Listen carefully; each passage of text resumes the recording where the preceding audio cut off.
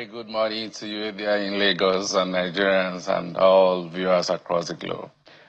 Let's talk about what we need to know. If Nigerians were to knock on your door as NCDC and say to you, what do we need to know now concerning this Ebola outbreak, especially, what would you be telling them?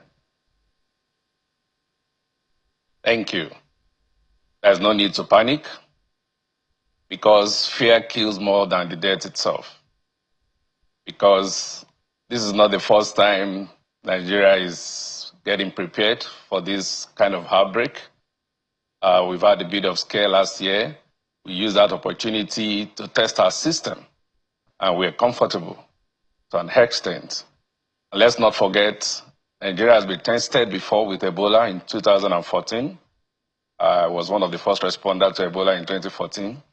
And we know that in less than 70 days, the country was able to wipe this virus out, which received global commendation that made us to even support other countries in Africa to address their problems.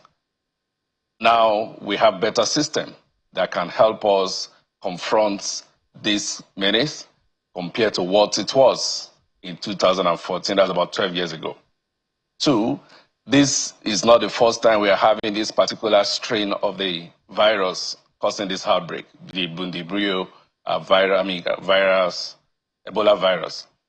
The first time was in 2007. And so if something is not new to your system, you're relatively more prepared because it is not novel. You're better prepared. So for us, we have the system in place as a country and as an agency to be able to quickly coordinate ourselves through the Public Health Emergency Operations Center. We have a laboratory capacity. Unlike in 2014 when we first had this Ebola outbreak, now we have the capacity in country to detect Ebola virus. There is a network of laboratories across the country, and we have a national reference laboratories both in Abuja here and also in Lagos to ensure that we can have prompt detection when it happens. Across our borders, the Port Health Services, the Nigeria Civil Aviation Authority are doing their very best to ensure that the necessary protocols are being put in place. We've issued advisories on what we need to do. So from our own side as government, we have a system coordinated with all our partners, all the major stakeholders in public health security space. We're meeting periodically. We have assessed the risk of this disease being transmitted into Nigeria.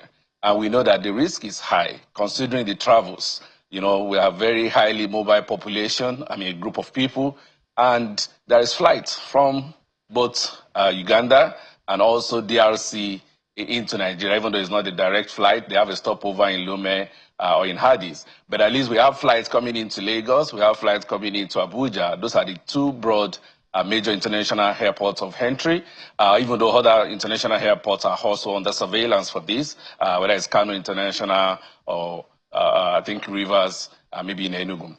So we have all the borders, but also it's important to note that likewise by road, it is possible, even though that is a bit hypothetical, because we understand that Central African Republic is very close to Uganda, and of course in that axis, East Central Africa axis, then coming down to Gabon, you could find your way closer to Cameroon, and from Cameroon, you know, through Cross River, through Akwa Ibom, and maybe part of Adamawa State, if somebody wants to go all the way by road, there is that movement also.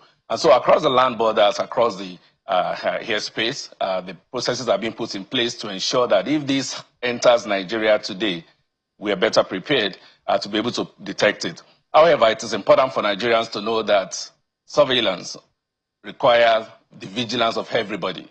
It's all of society approach to ensure that we're better prepared to be able to detect this, because early detection, early reporting, and early presentation of the affected individuals to the health facility for them to seek care will be the game-changing opportunity for us to promptly detect this disease. It is also important for us to know that for Ebola outbreaks generally, this is like 50 years we've been battling with this situation across the world.